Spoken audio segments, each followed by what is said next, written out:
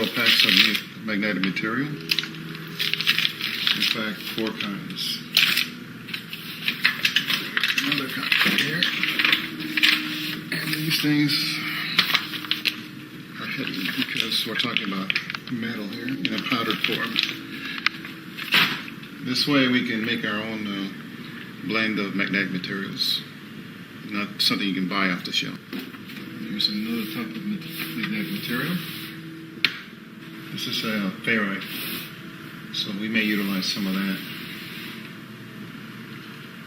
So altogether we have 4 to work with, and we'll see how that goes. We got to experiment and see if we get good magnetic patterns out of it.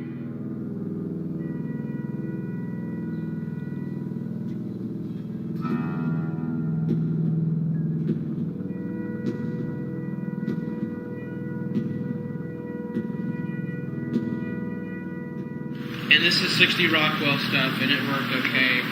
So then I made this, and it was only 45 Rockwell, and as you can see, it's scarred it. The magnetic material is very abrasive. So our goal is to reproduce this ring without having them preformed.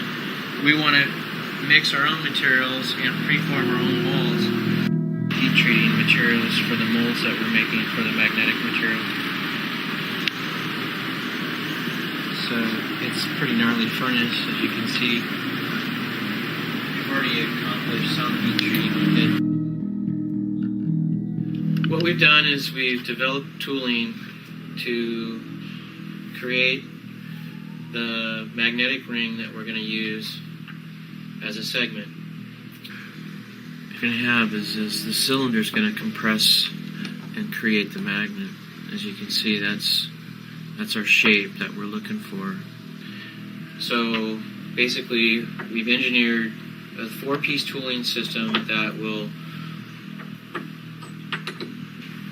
mold the rings that we're going to try to magnetize using our own powders. You'll be able to apply the powders into this chamber, as you can see, into here, and we'll pour the powders, mixed powders, into this cylinder area, and then we'll be applying probably 25 tons of pressure to compress these into the magnetic segments. So the new press that we're working on is going to help us obtain that, and it'll get us to the dimensions that we're looking for.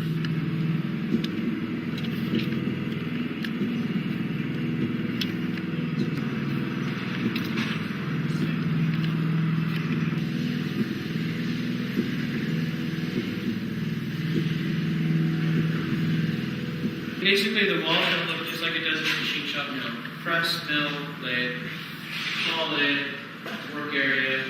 Later on, will be a small QC area probably, and then future down the line, hopefully we'll have another CNC mill here somewhere doing the large tooling for later down the line. And that would be the magnetic lathe.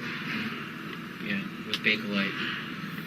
This is just to get us a shape, a form, and getting to where he can start hitting it on magnetizing it.